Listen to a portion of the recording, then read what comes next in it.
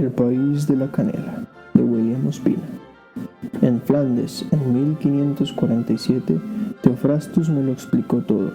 Nos dieron la diversidad del mundo, me dijo, pero nosotros solo queremos el oro. Tú encontraste un tesoro, una selva infinita, y sentiste infinita decepción, porque querías que esa selva de miles de apariencias tuviera una sola apariencia, que todo en ella no fuera más que leñosos troncos de canela de Arabia. Anda, dile al designio que hizo brotar miriadas de bestias que tú no quieres ver más que tigres. Dile al artífice de los metales que solo estás interesado en la plata.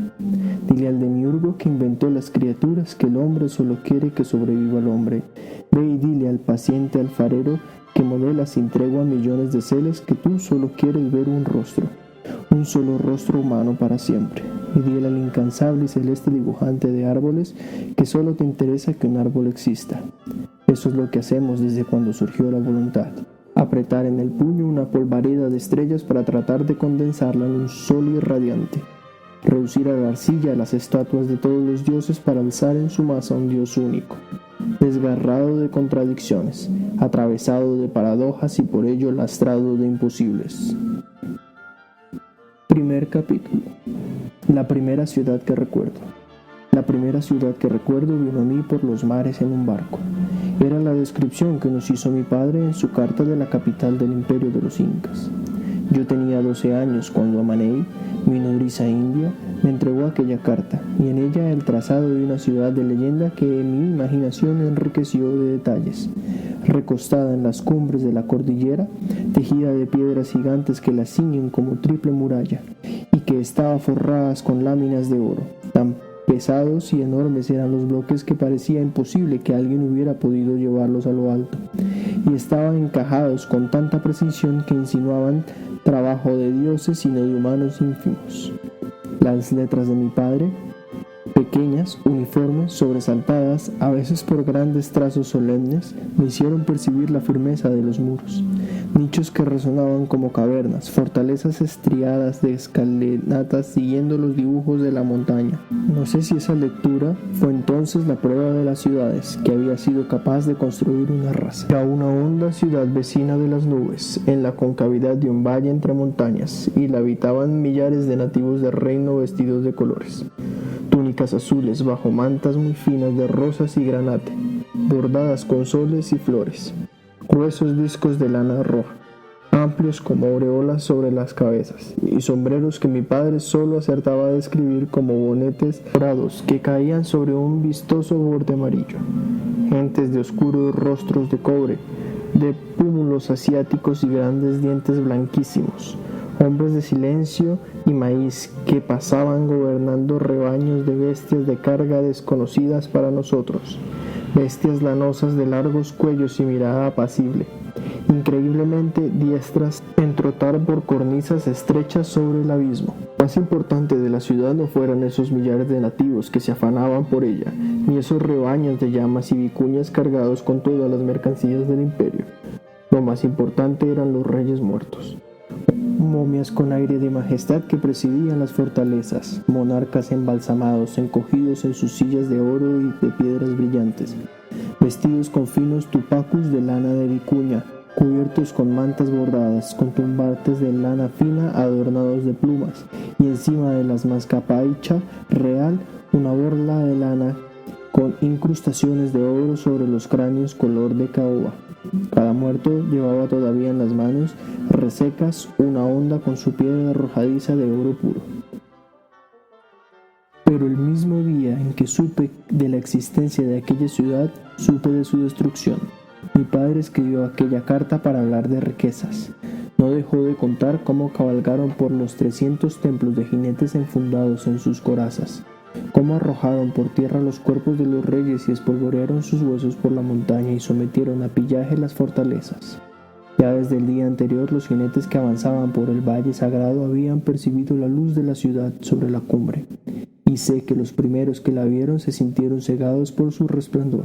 Yo trataba de imaginar el esfuerzo de los invasores ascendiendo sobre potros inhábiles por los peñascos resbaladizos, por desiguales peldaños de piedra, la entrada ebria de gritos en las terrazas, la fuga desvalida de los guardianes de los templos, y mis pensamientos se alargaban en fragmentos de batallas. Una cuchillada súbita en un rostro, dedos saltando al paso de la espada de acero, un cuerpo que se encoge al empuje de la daga en el vientre, sangre que flota un instante cuando la cabeza va cayendo en el polvo. Quién sabe qué nostalgia por tantas largas ausencias vino a asaltar a mi padre y quiso darme en un día de ocio lo que había recogido en años de incansables expediciones. Tal vez quería poner a prueba con un largo ejercicio de lectura lo que yo aprendía por entonces. O presintiendo que ya no serían muchos nuestros encuentros, intentó ser por unas horas el padre que dejé de ver tan temprano, darme un pedazo mágico de su vida en la región más insólita que le había concedido sus viajes. Por eso la fantástica ciudad de los incas se grabó en mi memoria envolviendo la imagen de mi padre, que había sido uno de sus destructores. Hoy sé que aquella carta embrujada me arrancó de mi infancia. Me parecía ver la luna con su cara de piedra, presenciando en la noche la profanación de los templos, la violación de las vírgenes, el robo de las ofrendas, y aunque no es lo que mi padre se proponía, me afligió que manos aventureras volcaran como basura esas reliquias. A mi nodriza india, que no olvidaba las violencias padecidas por su propia gente, le dolían tanto aquellas cosas, que su gesto mientras yo leía me hizo rechazar esas manos sucias de sangre que se repartían esmeradas y ofrendas de oro. Esas uñas negras arrebatando los tejidos finísimos, esos dientes roídos que escupían blasfemias, esos ojos ávidos que seguían buscando más oro, más plata, más manta. En nuestra casa de una isla distante, el fuego en los ojos oscuros de Amanei reflejaba con ira las cámaras incendiadas, los pueblos derrotados que huían, la luna picoteada por los cóndores flotando sobre la ruina de un mundo. Pero más que los hechos, quiero contarte lo que esos hechos produjeron en mí. Poco antes nuestros hombres habían capturado al señor de las cordilleras. Para ti y para mí, hoy, simplemente lo condenaron al garrote. Para mis 12 años, lo que ocurrió no cabía en una palabra. Cómo cerraron en torno a su cuello una cinta de acero hasta que la falta de aire en los pulmones completó la labor del torniquete astillando los huesos del cuello. Y el mundo de los incas vivió con espanto la profanación de su rey. Para los invasores era la muerte de un rey bárbaro, pero para los incas era el sacrificio de un dios. El sol se apagaba en el cielo, los cimientos de las montañas se hundían, una noche más grande que la noche que se instalaba en las almas. Y aún más grave que la muerte del rey fue esa fiesta insolente, cuando los invasores arrasaron sala por sala, muerto por muerto y trono por trono la memoria del reino. Un caudal de talismanes y embrujos, de sabidurías y rituales fue obliterado, y siglos de piadosas reliquias se convirtieron en fardo de saqueadores, en rapiña, en riqueza. Aquel día no solo descubrí que éramos poderosos y audaces, descubrí que éramos crueles y que éramos ricos, porque los tesoros de los incas ahora formaban parte del botín de mi padre y de sus 167 compañeros de aventura. No sé si al leer esta carta a los 12 años me importó la riqueza. Me embrujaba el relato de la ciudad, la simetría de los templos, el poder de los reyes embalsamados, los canales sonoros, las murallas dentadas, la ciudad dilatada junto al abismo, apagándose como un sol en medio de hondas cordilleras. La idea que tenía yo de las montañas era entonces modesta. Mi vida había sido la llanura marina, los altos galeones que sobrevivían al cuerpo de serpientes de las tempestades y que atracaban extenuados de la bahía. Ya que quieres saberlo todo desde el principio, debo empezar contándote que vivíamos en La Española, donde estuvo siempre nuestra casa. En la isla de arenas muy blancas solo sabía que mi madre había muerto en el parto. Yo era el fruto de esa muerte, o, para decirlo mejor, yo era la única vida que quedaba de ella, y Amanei era la nodriza a cuyas manos me confió mi padre al irse a la aventura. Tuvieron que pasar años antes de que la riqueza mencionada de la carta cobrara sentido para mí. Tuvieron que llegar noticias intempestivas a provocar confesiones que yo no esperé nunca. Solo una vez volvió mi padre de tierra firme a confirmar de voz viva las cosas que había escrito. No presentía que era su última visita, pero aquí todo el mundo vivía haciendo las cosas por última vez. Vino ausente y lujoso, envejecido, el rostro gris bajo el sombrero de pluma de avestruz, vacilantes los pasos en las largas botas de cuero. Los collares de plata con esmeraldas no hacían menos sobre su rostro. Los anillos de oro no hacían más rudos sus dedos encallecidos y oscuros. No sabía relacionarse con un niño. Los reinos y las guerras habían entorpecido su corazón. Venía, como siempre, a resolver asuntos. El mundo de los incas, que hizo ricos a muchos aventureros, ahora incubaba entre ellos rencores y envidias. Y las riquezas estaban cambiando deprisa en arcabuces y en espadas, porque más había tardado en ser los amos del reino que en tener que empezar a defenderse unos de otros. No me pareció que soñara con volver a los días felices de la isla, donde el regidor de la fortaleza le administraba por amistad un ingenio de azúcar. En estas Indias nadie puede descuidar sus conquistas. Tenía que estar de cuerpo presente si quería su parte del tesoro de Cusco, que tardaba en ser repartido. Como socio del marqués Francisco Pizarro les correspondieron indios, tierras y minas, pero también esperaba su fracción en metálico, el oro arrebatado a los muertos. Esas riquezas del Perú estaban malditas para nosotros. Un día, en su mina profunda de las montañas, el derrumbe de un túnel sepultó a mi padre con muchos de los indios que se afanaban a su servicio. Cuanto no había durado vivos en la tiniebla, pero nadie consiguió rescatarlos a tiempo. Tenía yo 15 años cuando Amaney trajo del puerto la noticia, con esa dignidad indescifrable que reemplazaba en los indios al llanto, y allí pude ver cuánto lo quería. Yo, por mi parte, creí que me había acostumbrado a su ausencia, pero fue como si me quitaran el suelo bajo los pies. Me sentí devastado y perdido. El mundo se me hizo incomprensible, y apenas si la compañía de aquella india, que era como mi madre, me salvó de la desesperación. Muy poco duraría ese consuelo. Viendo mi soledad, Amaney se animó a contarme algo que me pareció enrevesado y absurdo. Según ella, la dama blanca, la esposa de mi padre por la que me había enseñado a rezar y a llorar, la señora que yacía en las colinas fúnebres de Curazao, no era mi madre. Mi madre verdadera era ella misma, la india de piel oscura que había aceptado desde el comienzo fingirse mi nodriza para que yo pudiera ser reconocido sin sombras como hijo de españoles para la administración imperial. ¿Esperaba que yo me consolara con ello? La muerte de mi padre ya era suficiente desgracia, y esta revelación tan increíble como inoportuna solo podía ser una sustancia de la criada para tener parte de su destino familiar. Alegó que había testigos que podían confirmármelo. Yo me negué a escucharlos. Toda mi infancia la había querido como a una madre. Bastó que pretendiera hacerlo de verdad para que mi devoción se transformara en algo cercano al desprecio. De creerle, su relato me había impuesto además una inmanejable condición de mestizo, a mí, crecido en el orgullo de ser blanco y de ser español. Pero el relato de Amaney fue mi ayuda. Durante los días más duros de aquel duro, compensé mi pena de huérfano con la indignación de sentirme víctima de una torpe maniobra. Viendo frustrado su intento de dar otro rumbo a mi vida, Amaney se refugió en el silencio.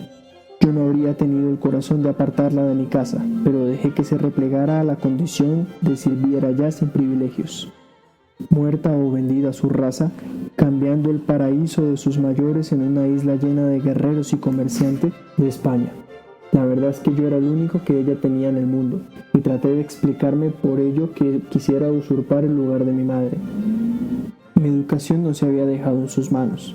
La india sencilla de la española me dio su amor mientras pudo, pero no podía darme el saber que su pueblo se transmitió por siglos en rezos y en cantos, en cuentos y en costumbres. Alguien debía verla porque yo creciera como un buen español, y desde los 11 años fui recibido como aprendiz en la fortaleza mayor de la isla, donde por decisión de mi padre orientó mis estudios el hombre más importante que había en la española, su antiguo compañero por Castilla y por las selvas del Darién, el regidor Gonzalo Fernández. Parece que no supieras bien de quién te hablo, y eso me sorprende, porque casi no hay en las Indias quien desconozca ese nombre y la sombra ilustre que lo sigue. Por haber crecido algunos años a su lado, ignoré más que otros la importancia del hombre que me educaba, y después fui encontrándome con trozos de una leyenda. Acostumbrado a ver sus cosas como hechos naturales, tarde comprendí que había conocido a un ser excepcional. Recibí su latín y su gramática, sus lecciones de historia y sus cuentos de viaje, su destreza manual y su ciencia de sable en la ballesta, sin preguntarme demasiado por él. No sabía diferenciar entre la vida de mi maestro y las lecciones que me daba. El idioma era simplemente su manera de hablar. La corte española era el relato de su infancia, los reinos de Italia eran la crónica de su juventud. Y oyendo hablar de aquellos años, otra ciudad abrumaba mi mente, Roma. a la que sus libros viejos me describieron, y en que en su memoria y en mi fantasía eran menos una ciudad que un pozo de leyendas, una cisterna mágica del tiempo. Guerra y conquista llenaban sus jornadas, pero yo sentía que eso era común, y para mí el mundo fue primero el mapa de las avanzadas de Gonzalo Fernández de Oviedo, que había convertido los reinos viejos y los nuevos en la cosecha de sus manos y la curiosidad de sus ojos. Suele ocurrir que entendamos mejor la grandeza de un desconocido que la de alguien a quien vemos cada día tropezar y estornudar, resfriarse con las modificaciones del clima y padecer los cambios de ánimo que van imponiendo los años. Sobre el surco del tiempo y las acciones de la vida me fueron revelando la magnitud de aquel maestro que marcó de tantas maneras mi rumbo. Más tarde, si hay tiempo, te hablaré de Gonzalo Fernández. Su historia es más notable que la de muchos varones de Indias. Tenía yo 17 años cuando me revelaron que el ingenio de azúcar que construía mi única herencia estaba a punto de quiebra. Fueron malos negocios de regidor, o los bandazos de las guerras y del comercio, o los asaltos de los piratas franceses. Lo cierto es que un negocio que nos había sostenido por años lo estaba carcomiendo la ruina. El hecho coincidió con mi llegada de la edad en que debía asumir la responsabilidad de mi casa. Y fue entonces cuando volví el recuerdo de aquella carta leída tiempo atrás. Me pareció encontrar la razón por la cual mi padre la había escrito. Quería que yo supiera que las grandes riquezas que adquirieron en Cusco los juzgadores del reino, que tuviera alguna noción de la parte que nos correspondía. Enviarme la carta era darme a entender que yo era el objeto de sus preocupaciones, que tenía derecho a sus propiedades y riquezas. Después de leer y releer aquellos viejos pliegos, decidí finalmente viajar al Perú a reclamar mi herencia legítima, que según largos cálculos ascendería a varios millares de ducados. Así se lo comuniqué a mi maestro y él también estuvo de acuerdo en que no debía demorar demasiado el reclamo. Ignorante de la fragilidad de los derechos de estas tierras, empecé a reunir todas las pruebas de mi filiación, la carta de mi padre, los documentos que había dejado, los registros de su matrimonio con la dama blanca de las colinas, las actas de mi bautizo en la catedral de la Española, entre el aullido al cielo de sus lobos de piedra. Un día estuve maduro para viajar a Castilla de Oro. Callada como siempre, Amaney fue conmigo hasta el barco en aquella mañana, y no pudo impedirse temblar al despedirme, temblar de un modo que casi logra lo que me impidieron sus argumentos. Me dije que esa aflicción, esa forma del llanto, se debía a que se quedaba más sola que nadie. Su raza ya casi no existía. Sus indios habían muerto por millares en la guerra y los trabajos. Y aquella muchacha que recuerdo de mi infancia nadando, desnuda con cayenas rojas en el pelo por las agujas translúcidas del mar de los Caribes, aquella mujer de canela que le entregó a mi padre su destino y a mí toda su juventud, quedó sola en la playa de mi isla, y yo la miré sin pensamiento hasta cuando la isla no era más que un recuerdo en el vacío luminoso del mar.